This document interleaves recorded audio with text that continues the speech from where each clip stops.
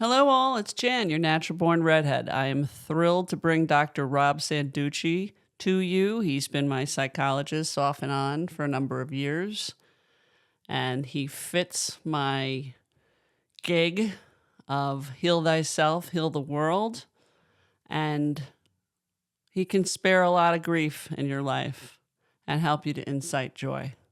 Enjoy. Thanks so much. Hello. I am very pleased to have Dr. Rob Sanducci with me today. Rob has been my long-term psychologist, more of a guide of late. We talk once a month.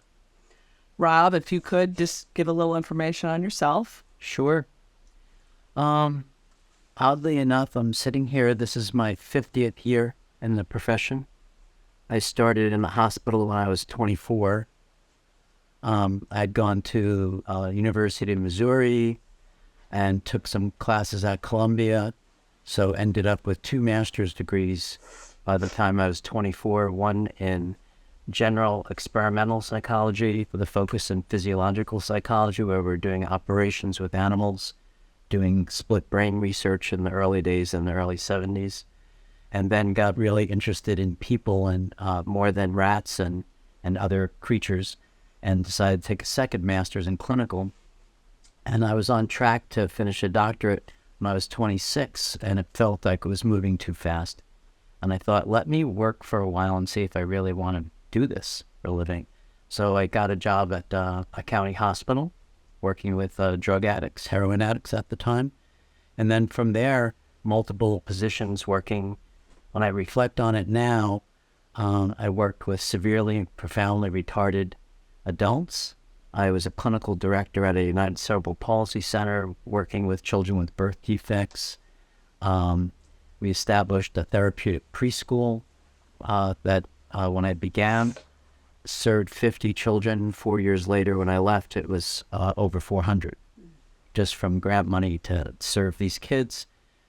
From that position, I moved on to a therapeutic high school for emotionally disturbed adolescents and worked there for 4 years and introduced group therapy and psychodrama, and ended up supervising some of the other therapists there. And then moved into working at Daytop Village, which was a therapeutic drug facility based in New York City, but had programs all over the state with hardcore heroin addicts again. And all along the way, I would always find places where I could do some private practice. But always had that gremlin on my shoulder to finish my doctorate. So after 20 years of working with my master's degrees, I went back and finished the doctorate. In the meantime, I had done a lot of training in Gestalt therapy through, the founder was Fritz Perls, his wife was Laura Perls, and I studied with Laura and her teachers in New York City for 8 years. And then What's Gestalt? yeah, Gestalt. What meaning? Well, it comes from German, Gestalten. If I was walking into a room and there's 500 people, I'm going to find Joanne. I see all these faces, and then Joanne's face merges from the background into the foreground, that's forming a Gestalten, Okay. an image that comes into the present moment.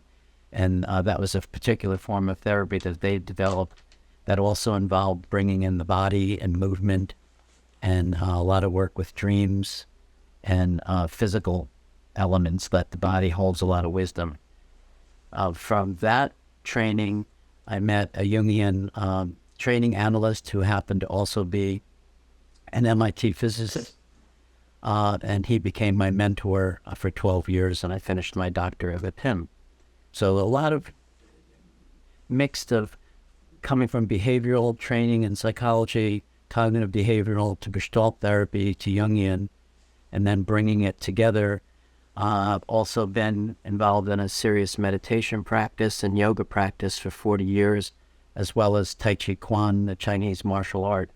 So I feel like as I've evolved in this profession as a person, as a psychologist, I think it's braided together our spiritual evolution and our psychological evolution.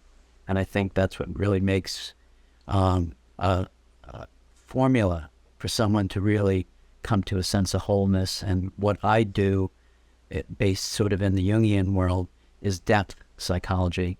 I often think of the analogy, you can go to a therapist because you're having a problem with a specific thing and you just want to do 5 or 10 sessions. So it's like going to the dry cleaners and you're just going to do the sleeve. I don't do that with people. If you come to work with me, we do the whole outfit as long as it takes. And the typical course of therapy is 5 years. Wow. Yeah.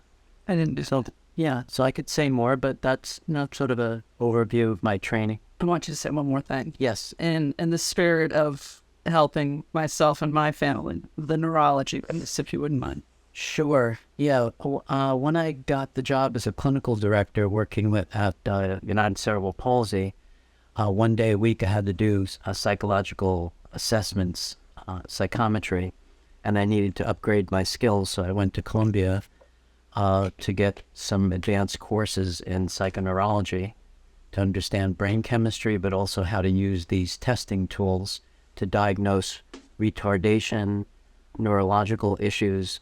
A lot of it was based in the 70s on Piaget's work with children and studying movements, even with babies. What's a normal pattern of movement in the body? What's abnormal that suggests there's something going on with brain dysfunction? And then some of the children that I worked with also had autism, different forms. These days we don't call it autistic savant. It's more mild, moderate, severe, based on whatever the behavioral symptoms are.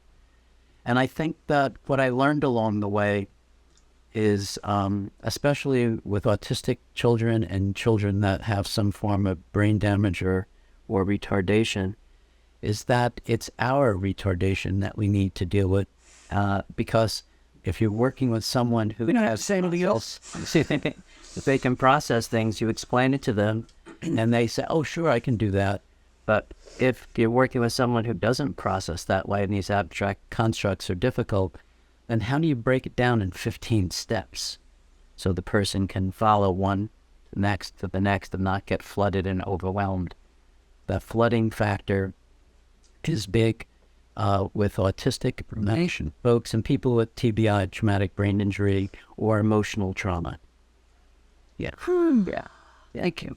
Yeah. I just feel, and I'm flooded. I want our listeners to know that when I found you, you had become well recommended for my ex-husband. Yeah. And you had seen him for a period of time. You saw us together. Right. And then at a certain point, he left therapy, and I said, "Can I stay?" Yes, I remember. And I just knew you were for me. And then you subsequently have met both my sons. Yes. And along the way, and I don't think it's a conversation for now, because I there's other things I want to discuss with you, but you helped me with my autistic diagnosis. Yeah. At the time, you would have said Asperger's, but you've sort of done away with Asperger's. Right. And you helped me with PTSD that I ultimately put a C in front of. Yes. CPTSD. Right. And you helped me with recovery from long-term scapegoating. Yes. And long-term narcissistic abuse. Yes. That were tandem. Yes. So that's sort of a synopsis of what we've come through. I utilized alcohol for just about 18, 19 years. Mm-hmm. There was a point at which my sons were 1.5 and 4, and I can remember the moment it went to the dark side. Mm-hmm. And over the years, I wasn't consistently in therapy. One of the reasons was I didn't want to stop drinking, even though I knew it was the thief of time. It's not that I didn't want to. I think my brain was in too much pain. And I really hadn't made the connection with alcohol and CPTSD till just a few years ago. Maybe the listeners need to know what the C stands for, Joanne. Oh, complex. Oh, there we go. Yeah, because we all know about PTSD. Do you want to explain it, or do you want me to? Well, go ahead. Sure. Essentially, if you and it's long term continuous yeah, whether abuse or trauma or something that just doesn't end in one experience. It's an ongoing experience. Right. How was that, Doc? Yeah, that's good. Yeah, because most trauma happens relationally. When we think of trauma, we think about a vet coming back from Iraq with a loss of limb, or, the trauma of seeing their buddy's head explode in the Hummer when they run over a bomb or something. But what we don't see clearly enough is the trauma that happens in the family of origin often. That most traumas are relational and born out of the family of origin. And most sufferers of CPTSD are women. And we've talked about it in the context of domestic violence. Correct. How domestic violence puts forth physical and sexual abuse long before emotional and psychological. Yeah, it's more subtle. You don't have the obvious broken bone or blood or some obvious sign. Yeah, and the sexual abuse, I think sometimes even therapists aren't trained deeply enough to understand how to help someone really turn and face those demons. And that's another specialty I've studied with different doctors all over the world, really, is about dreams. And for people who suffer, many people know, from PTSD, one of the central criterion is recurring nightmares. And the nightmares often are repeating the trauma. And when we think about, I have patients that will say to me, I had a bad dream, I instantly say, there's no such thing. Dreams always coming in the service of wholeness. It's the unconscious picking up all of the feelings. If we look at dreams, they're pictures of feelings in a simplistic sense. And the unconscious is bringing it back to help us integrate what would rather disavow. So even in those nightmares, they're coming as friends, almost shaking you, making you face, and sometimes can't forget the nightmare because it's facing what you'd rather disavow or try to get away from. And often in PTSD, when there's recurring dreams that keep repeating the trauma, the unconscious is trying to say there are very painful, difficult feelings here that you must integrate to heal. And I'll bridge into, currently a lot of the listeners probably are aware, it's in the New York Times, every magazine, the use of psychedelics again in clinical work facilitates a lot of healing for two main reasons. There are many, but the two main reasons are it cultivates a sense of, I'd say, metacognition, where you're able to step away from the trauma and look at it from a distance. The yogis and spiritual teachers talk about cultivating the witness, the observer. It's a very advantaged position. Otherwise, as a therapist, if you're not aware of that, you go into the eye of the trauma and very easily can re-traumatize the person. So we need that distance. But the psychedelics, now that we can measure gamma rays and other things that we couldn't even 20 years ago, suggest that a part of the brain that's registering the trauma, and the result is fight, flight, or freeze, which is, I say, lose, lose, lose. And fawn. Yes. And then if you take 3 deep breaths, extend the exhalation, you move from the amygdala to the prefrontal cortex. Now you make a measured response and you're able to witness. Often the drug of choice, the compound of choice is MDMA, and it literally, studies have demonstrated that it's changing your brain chemistry so you're not experiencing the trauma in the same way. And typically, the studies are showing that the vets, they've done a lot with vets, that come into these studies have to have severe PTSD for a minimum of 10 years, where they've had recurring nightmares. Every medication the psychiatrist can prescribe, every form of therapy, and they're still suffering. 2 or 3 administrations with MDMA, the nightmares stop, and the people begin to get excited about their life again, I can go maybe to a trade school or whatever.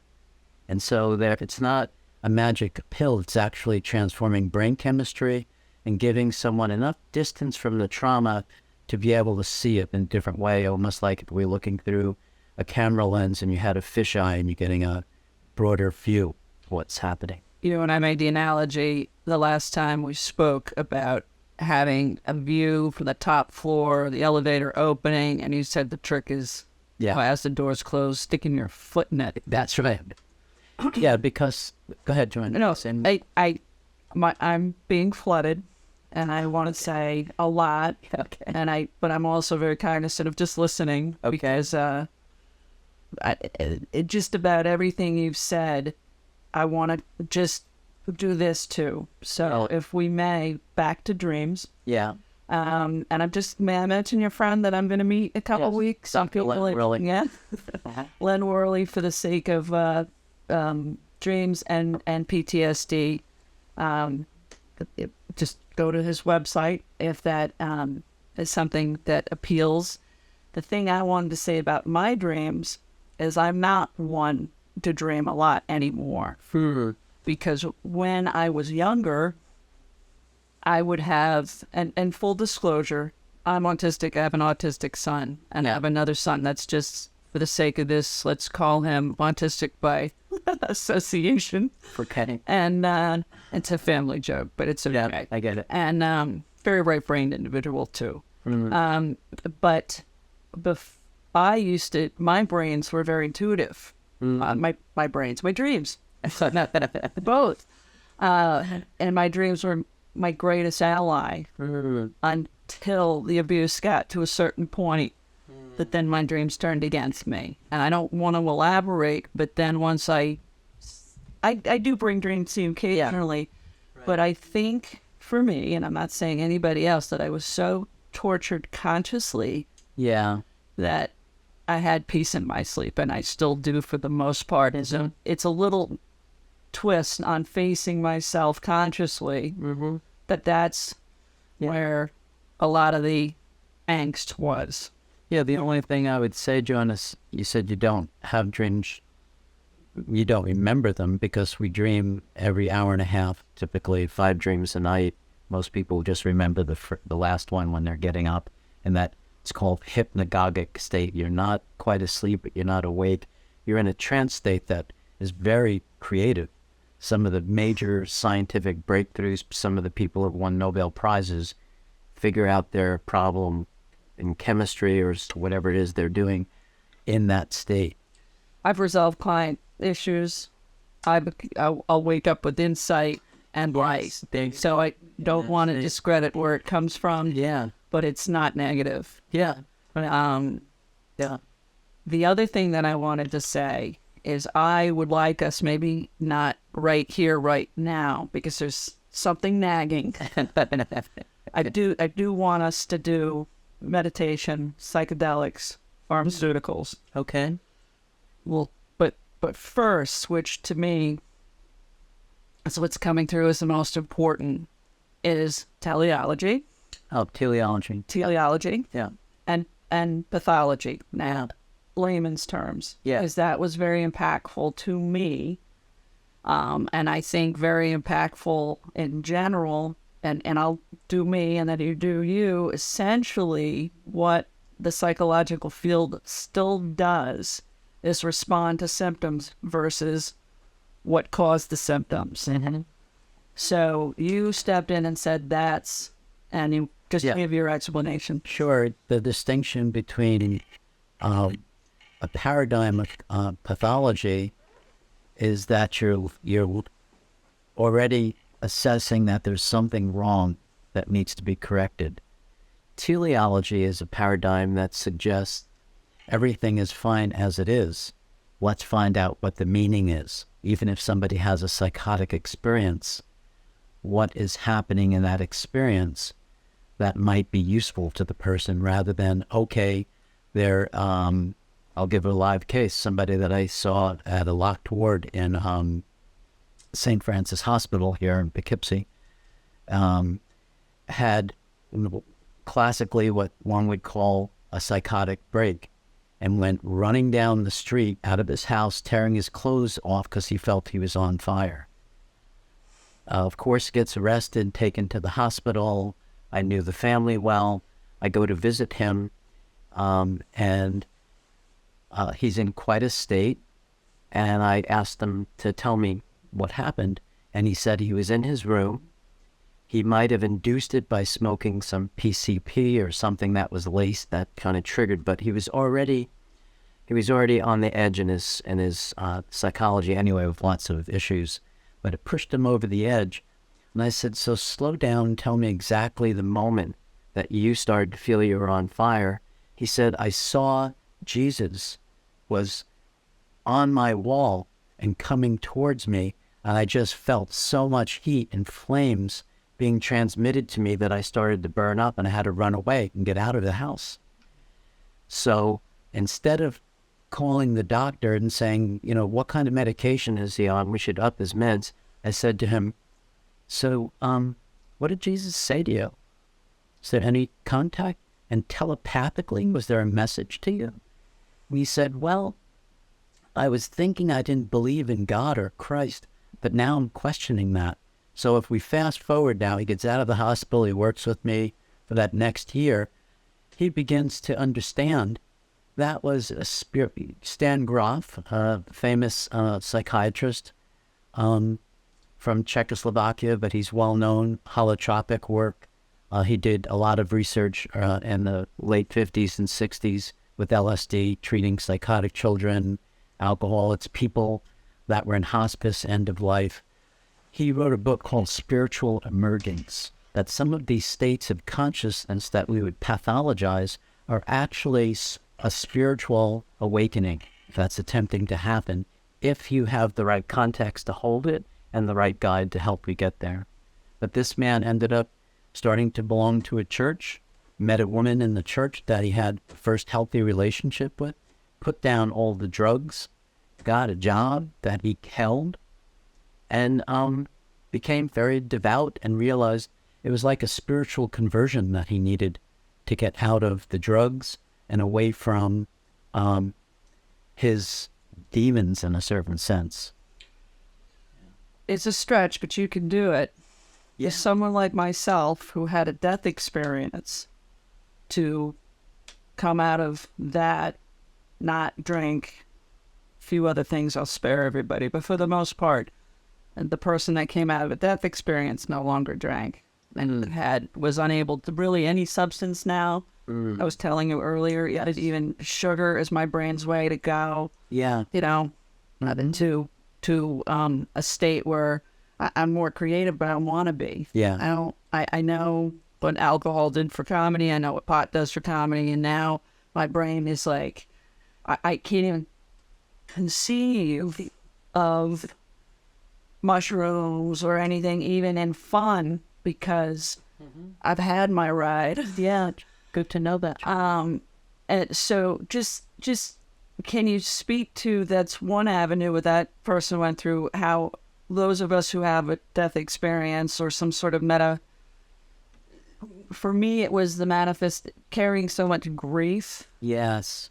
It was I knew some people would call it depression. For me, it was grief. And it was that I would not consider myself depressed. I would consider it well within the realm of the spectrum, autistic spectrum. Mm-hmm. So how, as we at some point will relate it to options, meaning meditation, psychedelics, and pharmaceuticals, that's the word you're going to have dealt with. Yeah. Again, that person had that experience. I had a different experience, regardless of the brain's attempt saying help. Yeah. Right. And what comes up for you? That we have to be willing to die. Anna? Metaphorically. Because without death, you don't get the rebirth. So we need to go through the death. Most of us need help with that. It's hard to do on your own.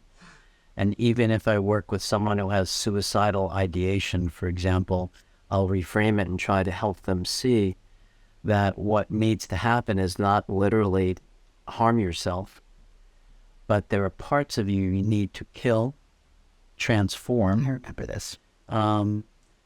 Because if you kill the right aspects of the self that no longer serve you or are in your way, then there's a resurgence of energy of new life that comes. So again, it's a doorway. Teleologically, suicidal ideation, or even some people I work with that have made attempts, need to understand there's a door there that you're trying to enter through. And I'm not sure I'm answering your question. No, you are. Okay. I had forgotten that part. And if we can connect it to psychedelics, these compounds, I don't like the fact that people refer to them as medicines.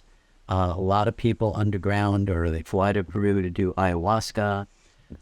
They go to different, turn to different compounds. MDMA, LSD, psilocybin are all going to be legalized for clinical use and supervised, because they do have great potential to deepen, add a level of creativity, and bring in the transpersonal in a way that would take many years in psychotherapy if one got there. So I don't refer to them as medicines. I refer to them as catalytic compounds, that everything's fine as it is. This can speed up your development, expand your consciousness, but then everything has a shadow side. The shadow side of these compounds is to mistake the compound for the state of consciousness. And that, I think, is a critical point in addiction. People get addicted to cigarettes, to, I had this great mushroom experience. I can't wait till this person comes around and I can get mushrooms again. They're mistaking the substance for the state of consciousness.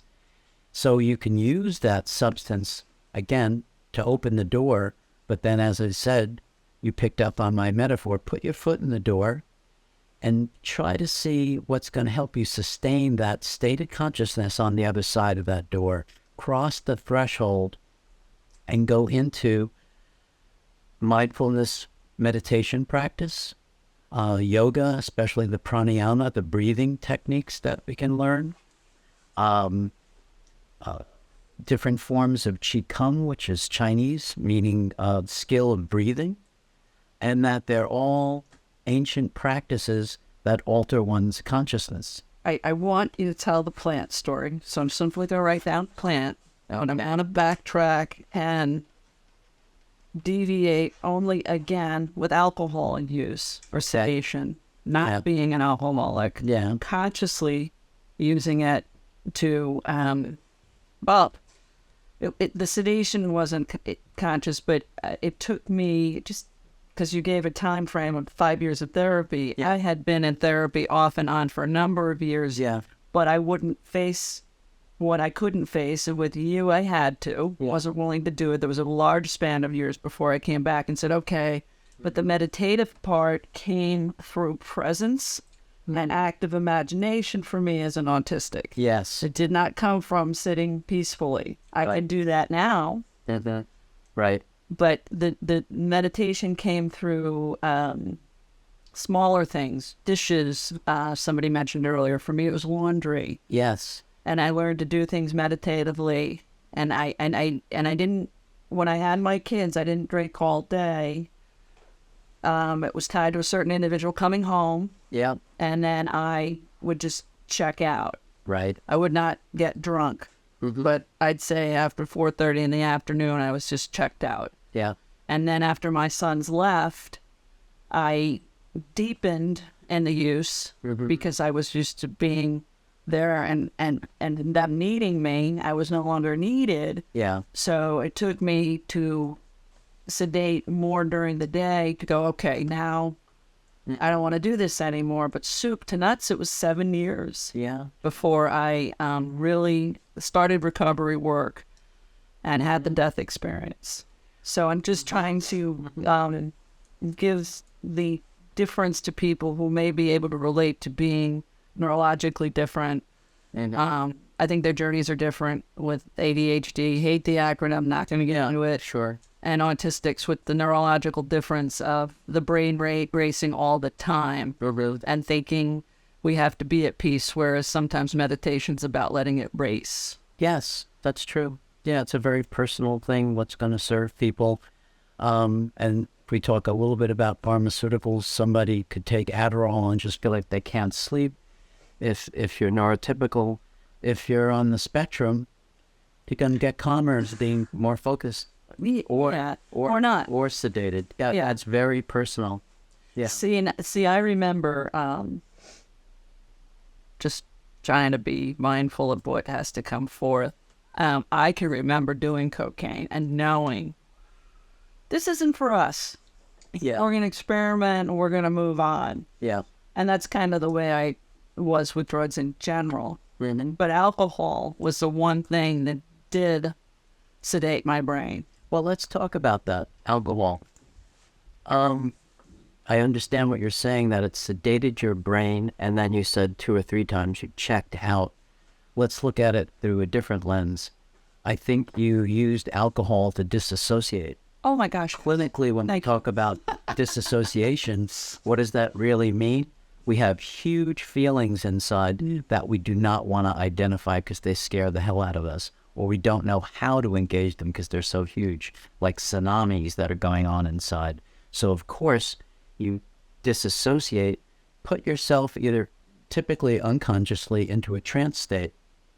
So when I've worked with people with serious trauma, one woman that I can think of totaled her car on the way to a session with me one day because she just was thinking about what she was going to be working with or what we had stirred up, and a year later totaled her car after. Fortunately, she was not harmed, nobody else was, but she would, in the middle of a session, I could see her eyes. There are ways to track when somebody's not with us any longer, and then there are ways to use those states to help the person get in touch. Because when we think about disassociation, it's not negative or positive. It's a sense of protection. You're probably not ready to deal with and face these demons inside. So it's actually a protective mechanism, and there's a positive aspect to it. Absolutely. And not to make it about me, but yes, what is said to me, what my eyes saw. That's right. I was told. You didn't see what you saw. I didn't see what I saw. Grass wasn't green, sky wasn't blue. Yeah. And I'm not going to get into specific examples. I do believe in not re-traumatizing anybody. Good. And I forgive my abusers. But to the extent I can. Mm-hmm. And forgiveness, we could talk. Yeah. 27 days. Yeah. So ultimately, yeah. And when you told your story about that woman, someone in my life has those experiences. Someone who likely is autistic. Yeah. Probably will not be diagnosed and deteriorated with CPTSD to the point of borderline personality. Yeah. And I don't think she's coming back to us. So, and that path, very, very often, just selfishly, I want to say more women are diagnosed as bipolar, and not more like statistically what misdiagnosed as bipolar and or if they're too far gone, borderline. Borderline. Yeah. And she's in a part of the country where she'll never get the autistic diagnosis. And, right. And I want to say, again, selfishly, that for me, learning I was autistic prior to learning the other things was paramount in healing. Yeah. So thank you. Yeah. Yeah. You're welcome. And we didn't go through any big testing. No. Do you want to share why you know I'm autistic? To deviate, but it's kind of important. I think it's happened a couple of times in our dialogue where it's easy to get flooded because your brain's firing in a lot of different directions at once, and then it can neutralize where you are. Even though you're an intelligent, aware person, your brain is not neurotypical, right? So how you're processing things, I notice what I'm doing with my hands is like multifaceted, and it's very easy to get tangential and follow something and then be off point. So I think that was one thing that I would notice about you. I could see it also since I I not only studied Tai Chi, but taught Tai Chi, so you're really studying movement and the body when you're teaching. And also a lot of my training in somatic psychology is like watching I ask a question and I watch their position of the eyes. We have about 1,000 mini muscles in the face alone and a body language. And the moment I ask a question, their body's already answered. I know what the answer is.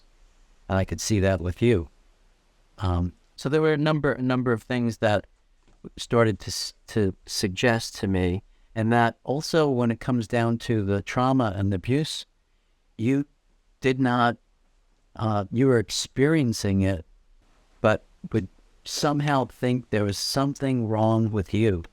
And there was some way you needed to speak to the abuse differently, the abuser. Once I knew who it was, I could do it. Yeah, and hang in there. The poor boys. Yeah, because you didn't have a frame of reference, and there was some way in which it's like an abstract phenomena that's happening, behavioral, that you couldn't pick up the social cues. That's a clear, significant aspect of being on the spectrum. Nor can I often tell what's most important. Yeah. Yeah. Like, why didn't you tell me that? You told me his 6 other things, and I was like, oh. And then one thing that you said and I said about myself is I see the profound, I miss the obvious. Yeah, exactly. Right. Which I think makes people on the spectrum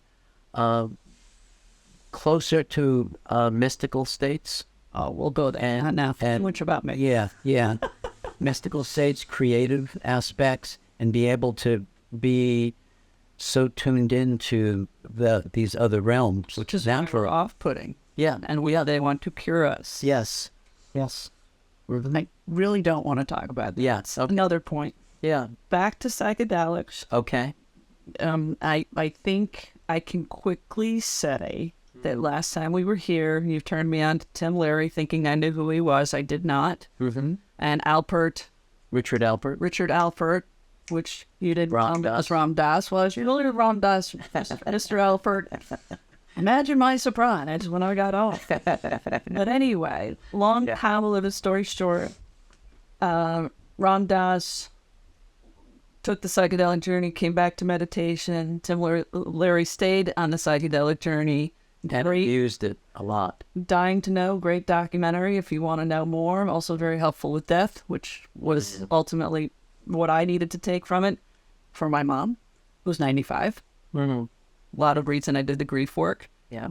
But when you speak about the ayahuasca, Peru, and can you tell the plant story? Oh, sure. Yeah. Yeah, some anthropologists, there's a book, I think, called The Cosmic Serpent. There are a number of others, but that one in particular. Anthropologist who goes to different countries where, for hundreds of years, communities have used ayahuasca as a sacrament. And even the word psychedelic has sort of like a party association. I prefer to use entheogenic from the Greek, of course, meaning it's sacred, it's a sacrament. And taken in that spirit with that intention, the outcome's different, very different, versus just going to a concert and wanting to party and see how much, how high you can get. Fine, but it's a very different, intention. At any rate, this anthropologist went to Colombia, he went to Peru, he went to Brazil, and interviewed shamans that are referred to as ayahuascalics. They're trained by a mentor to use this substance in a sacred way. And ayahuasca is a vine that grows in the Amazon, and it translates to vine of the soul. Mm-hmm. And if you just stewed that vine and made a tea, nothing would happen. You have to combine it with a particular leaf. I'm not remembering the name of the plant. And once you do that, it's an MAO inhibitor, changes brain chemistry, sugar levels in the brain, and you really go into a deep, altered experience. And I think that what happens for some people that have taken it, some people have found that they best part of the story. How did they know to combine to leaf and... Yes, thank you for bringing me back to it. No, I'm doing it. Yeah. Go ahead. All right. I gotta adjust here. Yeah. Yeah, whoever has the awareness, he's facilitating the conversation, as it should be. So, interviewed these different shamans that don't even speak the same language and asked them the central question, how did you know with hundreds of thousands of plants to combine this vine with this leaf? And they all answered the same. The plants told us. They go into a state and can relate to the plants, speak to the plants, listen to the plants. I'm not, that to me speaks to mysticism and autism. But again, now that we just had that experience, less about me, more about you. Yeah, okay. So let me just, Dr. Sanducci. Funny anecdote to me was when I came out of my death experience, and I had different variations to my personality, which I don't want to get into. But one of those things was I came out of it days later. I started to look at Jim Carrey in various capacities, as you know. Yeah. The reason I want to bring it up is because I was attracted to not Jim Carrey, the person who wasn't Ace Ventura, but what he has purported for a number of years, which I was not really dialed into. And then I also realized, I think through that experience, that I was an intuitive. And then I want to describe my intuition because it's going to apply to all my interviews. It's like this. I don't get this. I don't go there. It's this. And something will come in my path. Sometimes it'll cross my path again to make me notice. Sometimes I'm meant to deviate. I mean, I don't live by my intuition, but I pay attention to it. We trust it more than you as time passes, Joanne. You'd say that's true? Right. Yeah. And I think I can't speak to anything about Jim Carrey. I have made efforts to reach out. I don't want to get into those either. But the almost crush that I have on him has put me in directions that it's a strange thing. It's a strange thing. I'm going to leave it at that. But I have his book with me, and I have 2 other books with me to lead. I have Carl Jung's book on the archetypes, which there's a reason for psychedelics in that book. Have you ever picked that book? Sure. Oh my God. I just open and I read. I'm not a big reader. Well, I am, but I'm not. I'm a big reader in small doses, but I won't sit down and read something. And I tend to read things backwards. So along those lines, one of the things, natural born redhead, one of the institutions I want to see changed is education. And you had asked me, with the content I provided to you, what book I would like to see in schools. Yes. Yeah. And I'm going to now, because it's too hard to say, Thich Nhat Hanh. His nickname is Ty. I am going to read Yes. from, is it in my lap? Of course it's in my lap. Ready for me. Yeah, for listeners who may not know, he's a very famous Vietnamese Zen monk who was in Vietnam during the war when we were involved, and ended up leaving because his life was threatened. He had a social activist circle of Buddhist monks that were protesting against the war. And he came to the States and continued to advocate. He was nominated by Martin Luther King for the Nobel Prize for Peace at one point, too. So he has written many books of poetry and books about meditation. He's written books, children's stories, on and on and on. He died just several years ago. Yeah. 93, I believe. Yeah. Yeah. Go ahead. Yeah. I brought 3 books. This is the one I'm going to read from. Okay. And It's weird to talk, and then after I have to switch gears to read. Sure. Breathing in, I know suffering is there. Breathing out, I say hello to my suffering. To take one mindful breath requires the presence of our mind, our body, and our intention. With our conscious breath, we reunite our body and mind and arrive in the present moment. Just breathing in mindfully already brings us a surprising amount of freedom. With each breath, we generate, really a struggle. We generate mindful energy, bringing mind and body together in the present moment to receive this caring acknowledgement of our suffering. And just 2 or 3 breaths, taken with your full attention, you may notice that regret and sorrow about the past have paused, as well as uncertainty, fear, and worries about the future. Important because I think this is the book for middle schools, high schools. It's small lessons. It also touches on breath work. We've talked about 4, 7, 8. Yes. Through the nose for 7, 4. 4. Now I have to go back to talking. Let me get out of reading mode. Yes. Hold for 7. Breathe out for 8. Yes. Very, very something could be easily taught to children. Very much so. I do it with my mother with Alzheimer's. Just very breath is powerful. Mm-hmm. But the suffering part, what comes up for me, which I think plagues many of us, is codependency. Mm-hmm. Keeps us in grief. Part of natural born redhead's goal. The message in my head has always been spare grief, incite joy. And I think for myself, codependency was one of my bigger lessons on top of the disassociation and dissonance. Yes. Can you speak to it? Yeah, sure. I would say one simplistic way of understanding codependence in any form is being addicted to hope. Hope addiction. Yeah.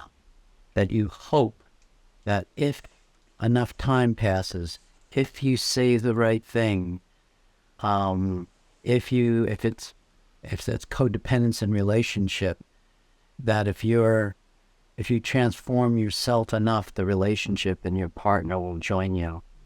And it's blinding oneself, because there's no hope in a sense of transforming another person, changing the other person. It's like mission impossible. That change has to be inspired by that person from within. It's the addiction that inspires other addictions. Yeah, well, isn't that true? Yeah, is that true? Yeah. And interesting, Thich Nhat Hanh talking about suffering, because the Latin root of the word suffer means to allow.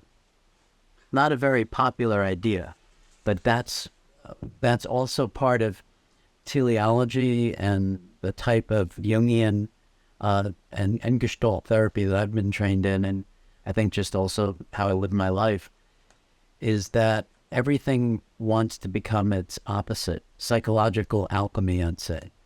If we're stuck in a state of depression, if somebody can't function, I'm not against medication, but the tendency as a human being is, when we're pulled down and in, is to resist it and label it as bad or a problem, or this is a clinical diagnosis, a symptom. I prefer to say it's our soul calling us. And how do we, instead of going against it, why not go down? And maybe parents should be telling their children to grow down instead of grow up. And somehow to go internal, go down into that darkness, bring a flashlight with you and find out what's down there. Because there are existential questions and personal questions that you must identify and wrestle with. When you name those questions and you end up starting to get some answers, then the depression lifts, and it's like a paradoxical therapist. It's trying to help you grow. Right. Which, to deviate, we were talking about off mic about what I want to come out of this is enough hints and names dropped and resources mentioned that everybody gets on their own journey. Yeah. Heal thyself, heal the world. Yes. The thing Redhead says. Redhead's a persona to me. Yes. The dick joke teller, by the way. But Joanne, Jan is my nickname from my son. Joanne was too long, so he calls me Jan. That's essentially the joke. Just you know, I'm one of those people. Oh, you should watch this. You should read this. And I'm always like, nah, I'm a writer. Nah, I'm a comedian. I'm entertained enough, thank you. But the journey to healing, people should just see what comes up for them and follow their own bouncing ball. That I use that analogy a lot. And if it resonates, it resonates. If it doesn't, move on. Yes. And the other thing is when you read, like if you are learning that you're on the spectrum, the literature on autism sucks. So you can't, we have to be mindful to not be hook, line, and sinker with it and take what you need, especially embarking upon healing. Yes. Because I think we give too few people too much credit at leading into a story that you told me, or a belief, more so a belief, that we tend to give individuals access to the mountain. And you said to me, and I'm not going to name those individuals, but we know who's popular in the field. And by default, unfortunately, people, it goes to their head. We've mentioned names. Sure. I'm not doing that now. Yeah. But you said to me one day that there are monks suffering for us. Do you want to say that? Sure. I mean, we know a lot about Thich Nhat Hanh. We know a lot about the Dalai Lama. That not only because of them being key figures in the public, but also because of their writing. But what about the monks that are hidden somewhere in a monastery, or they're doing work in their community and they're not writing? Are they less significant? Are they less important? I don't think so. It's that they're still, it's like throwing a stone into the pond and the ripple moves. Quantum physics and Eastern religion would support the fact that we're in an energy field and no way to tell where I end and you begin in this room. And that there are many studies, Dr. Larry Dorsey, a number of people for the past 25 years have studied praying for people who have cancer and a ward, and a group of people that are not being prayed, a control group, an experimental group. The ones who are prayed for, their blood work drastically changes and they don't even know that they're being prayed for. Jung will refer to it as the collective unconscious, that we're transmitting and receiving information all the time. And so when that information is potent and very intentional, studies when I was in graduate school in the 70s, playing classical music for corn that's growing, and other corn, same exact soil, everything else that doesn't have the music, statistically significantly, the corn that had the music had more chlorophyll, grew taller, and was more abundant. And so it's not hokey information. It's really based in research. And I think that's part of the reason, and not to bring his name up again, but Jim Carrey has become so pertinent to me because I stifle so much of myself, so much of my comedy, so much of the things in my writing, you know, in deference to my boys and deference to things that I wouldn't change. My mother. Yes. I wouldn't change. Yes. And my mother's my favorite comedian, and I still have her. So, yeah, I mean, I think this society spends too much time trying to access the mountain versus the everyday people, regardless of who's praying on, I was going to say monking, praying. Yes. And also, I'm going to use it as a segue to the divine feminine, what we do to the feminine. Yes. And what we do to gender in general. And I'm starting to understand all the gender crossovers as a result of Yes. the divine feminine being too backburnered. Yes. So masculine in many ways prevails. Thus the dick jokes. Yes. And that's my way of equalizing the playing field that has never been equal for me, Yes. based on 97 reasons. 30 years in finance hasn't really helped that either. Being a woman. Right. Our culture in particular, and many cultures. And in my case, being a woman that behaved like a man. Yes. Very threatening. And that's something we can explore, but not necessarily now either. Yeah. But one thing I said came up for me, I shared with you, I no longer say namaste.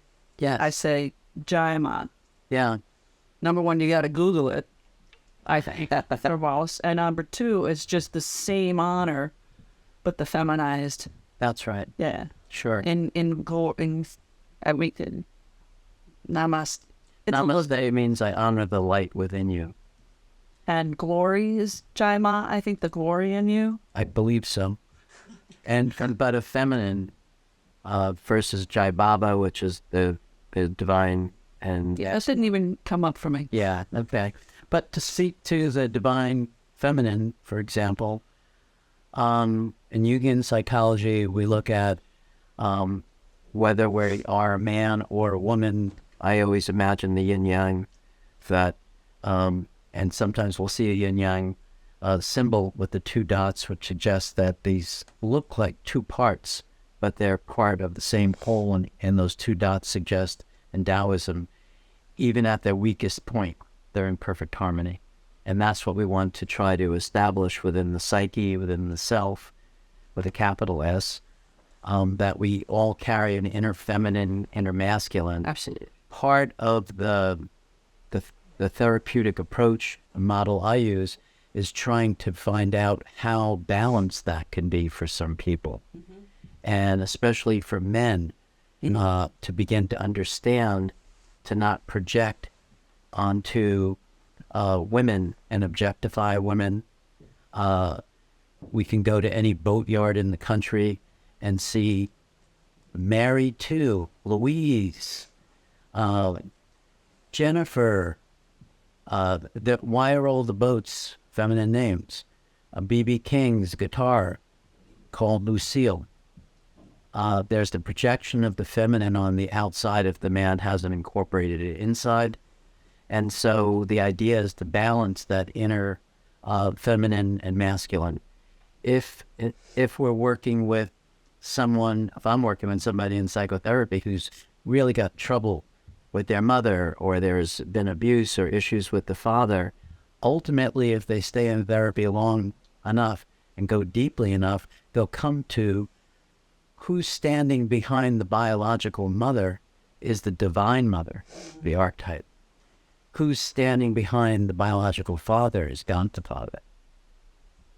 And so there's coming back to what I said earlier, I think there's a braiding together of a psychological and spiritual evolution that's trying to happen. And Jung spoke to that very directly, and considered paranormal states. He considered spiritual states.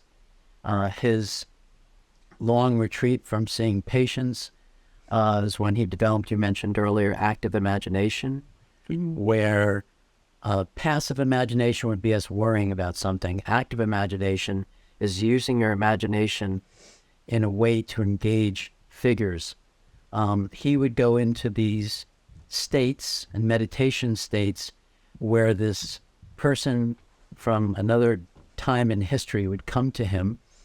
Philemon, he calls him, and he made paintings of him. He looked like a king, and he would ask him questions and have conversations and record them literally as if this were a real person. Ultimately, this became an amazing tool in psychotherapy to work with issues that people have, dreams that they have, to imagine that dream figure that scares you could invite to a table and have a cup of tea and ask them, why are you trying to kill me? Why are you chasing me? And then in that dialogue, people will say to me, but Rob, wouldn't I be making that up? Of course you are, but you're not going to make up the results, the connections you make, or the feelings that come. And so it's an amazing tool to trust for some of us to believe that their imagination is real. Native Americans would say, dreams are more real than death or battle. And some of us believe that. So telepathy. And psychology, the literal meaning of psychology, yes, it's a science, but the literal meaning is the study of the soul. Some of us still believe that that's important. Yeah. Amen, brother. Yeah. Sister. I had a conversation with someone. I have to be careful. I'm learning in my head how to. Somebody I love, care for, who said to me that autistics are more likely to be transgendered, and I said no, autistics are more likely to be honest. That's great, my friend. Thank you. And then this person also I asked to educate me on cisgender, which she did not want to do. She said, well, do you still want to talk about why you're autistic? I said every day. Yeah. So I can see where gender it creates that heaviness inside people. And essentially, cisgender, heart, head, equipment. Yeah. And there's one more. I think it's how you represent yourself. So it's still largely subjective. Yeah, true. But really palpable and manageable. And if you ask me as a sapiosexual person, sorry, deviating, it's amazing what will turn my brain on, which is someplace not with you, but someplace I want to have that discussion in relationship to gender, because I think, that's the brain's my pop. And unfortunately, oh, that's my stomach. I'm sorry. It wasn't gas. It's level of gas. Shit. Now I'm losing it. I think the takeaway is back to the divine feminine. The incorporation is so necessary. Yeah. It's so necessary. We have people screaming at us, and the humor comes out of what we're doing to drag queens. Yes. And that's the manifestation of the fear, the threat, Right. Which we can cite 65 times a day under patriarchy. Yeah. And now I want to talk about capitalism, so I know that's not a conversation. Yeah.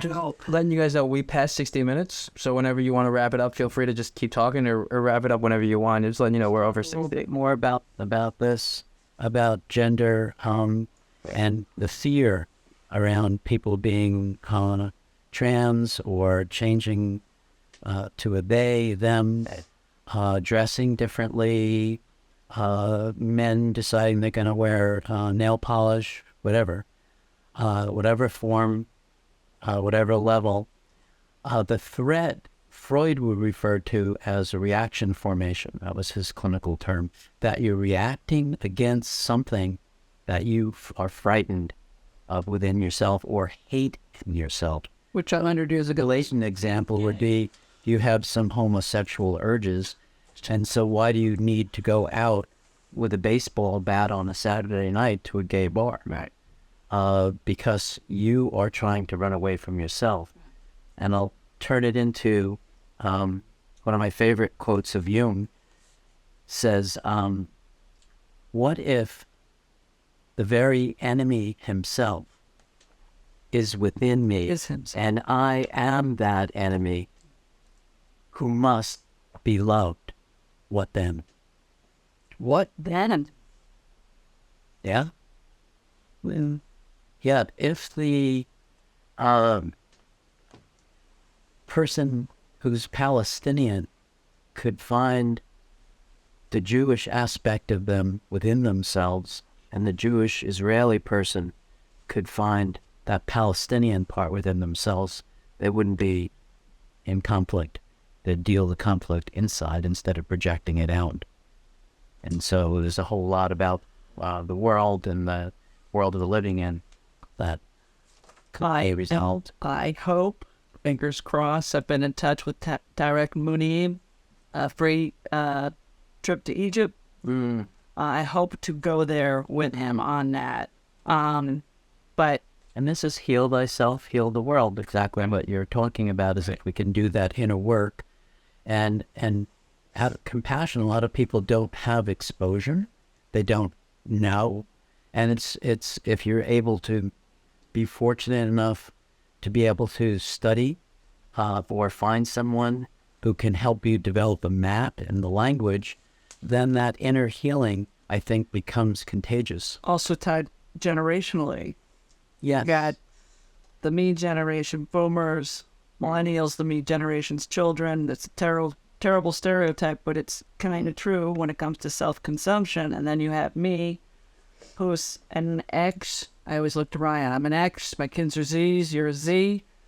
That's a very transformational, because you don't truly break cycles. You repeat them and do as much as you can Right. along the way. And Zs, that's one of the reasons I want to speak to colleges. Well, let's go back before we close to Thich Nhat Hanh Thay's idea, which I think is actually in operation in some schools in the country, where people are bringing mindfulness training into the schools because the children are the future. Yeah.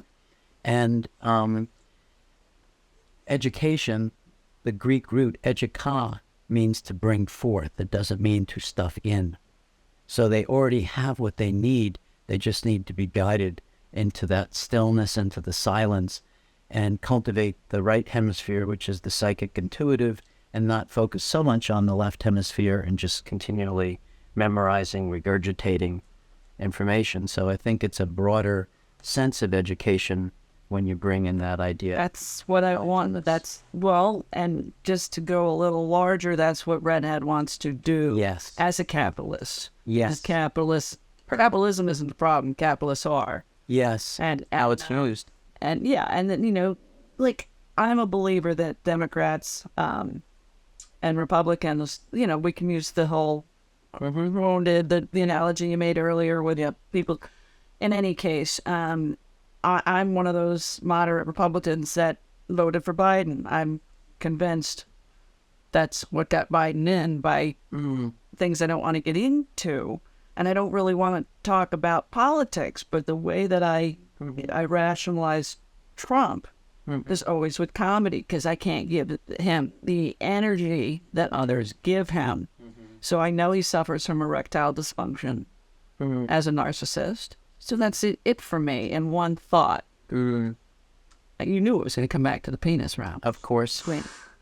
And then also, another thing that I think, I'm just trying to teach what I do to spare grief. Yeah. And I have another Trump thing. Oh, I spoke to Stormy Daniels. Turns out she was paid to cull. It's all about love. Yeah. So we're going to end. Do this again. You promise? Word of Buddha? Absolutely. And just one last idea that, language across time changes. So if we go to the Oxford English Dictionary and understand the root of a word, you can see what has happened across time in the culture. The original meaning of the word myth used to mean truth. Now it's like, oh, it's just a myth. Kidding. And there are many, many things like that. It's like dictionary. Yeah, it's important how, the language that we choose to use. Definitely. Yeah, yes. I find that a lot because I thought of one. Oh, shit. There are a lot of words. There's one, patriarchy. Yeah. Is a dirty word now. You don't have to convince me. The original meaning of the patriarch, we go back hundreds of years, was the pathfinder. It was the person who went out on point, usually a young boy, who went ahead of the tribe to find a safe place to camp that night. Or where's the game going to be? Where's the water? Leader. They were actually sacrificing themselves sometimes for the whole, doing the best they could for the group. What's best for my group? I'll volunteer to go ahead and find a safe place to camp. So it was community-oriented and what was best for the community. Now, of course, we have the connotation, it's like incredibly negative.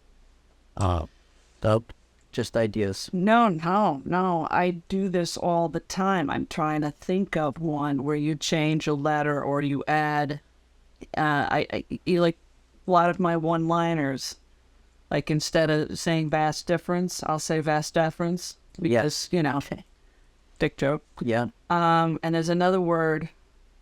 Is it commensurate? You take a letter out and it becomes. See, this is where my visual brain is not helping me. So I'll suffice to say, yes, it's amazing what a letter will do. It's also amazing to me, being a literal person, how many things are literal. Mm-hmm. And again, it comes back. I'm not going to go there. Going to give the guy a break. But Yeah. but it comes back to so we've got it through the words, we've got it through origin, and then we've also got it through just what we choose to see and spend time on. Mm-hmm. I don't know how to thank you for this in my head right now, because I know I don't know how to thank you. I just hope that this does what it's meant to do and it hits those that it should, and just we can begin to just think differently. Yeah. With neurological difference, and make sure neurology is a much bigger part of psychology than it is right now, and that people start to study with the goal of everything we talked about. Yeah, it's not really about thanking me. I think it's paying it forward, whoever's listening, that can resonate with some of what we're talking about and be curious. Curiosity is a great skill to maybe read or reframe something or think more deeply about some of the topics we're bringing up. That would be the thank you to me. Exercise your intuition. Yeah. Now, it's easy to say we all have it. But if you're not listening to your own voice, Yes. I know. Yeah, trust it. Put faith in it. Follow it. Faith, Yeah. better than hope. Yes. Oh, Rob. Good. Thank you. Yeah, it's been fun. Thank you, Ryan. Hey, great, Ryan. Thank you.